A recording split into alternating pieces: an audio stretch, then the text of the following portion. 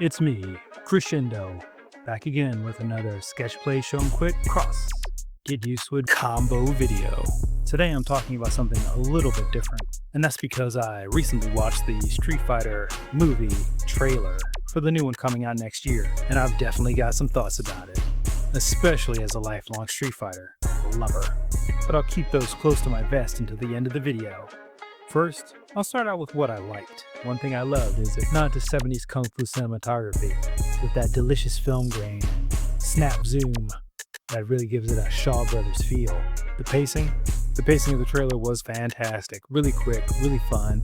The punctuated screams throughout the soundtrack and the cutting of the video really made it exciting, blood-pumping romp. This may be controversial, but 50 Cent as Boxer / Balrog, inspired.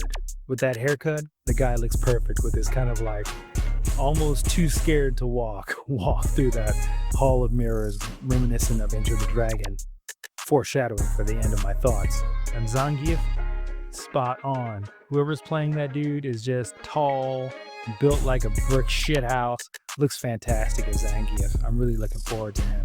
Highlight for me, that'll be brought up in another video I'm making right now about Street Fighter influences, is that they included Joe. I didn't know who that was in the beginning there until I read it with Joe, and I thought, oh, that's cool that they brought back this forgotten Street Fighter character for, I'm sure it will be an incredibly quick cameo in the film.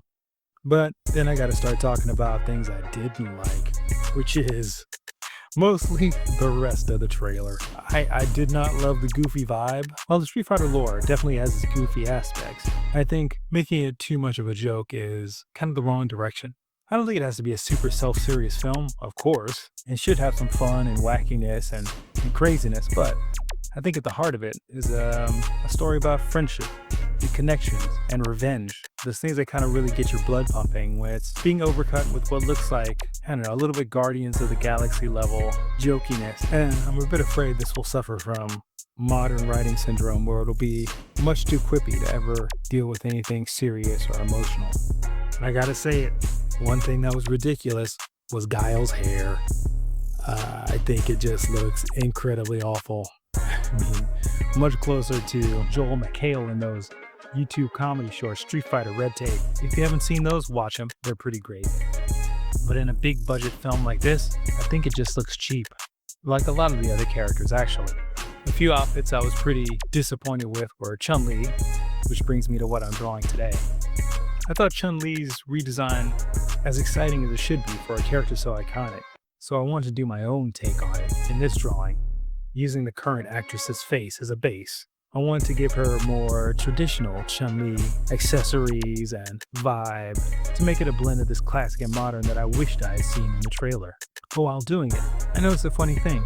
Chun-Li's outfit in this film looks much more close to a Mortal Kombat outfit than it does something that's an updated Chun-Li.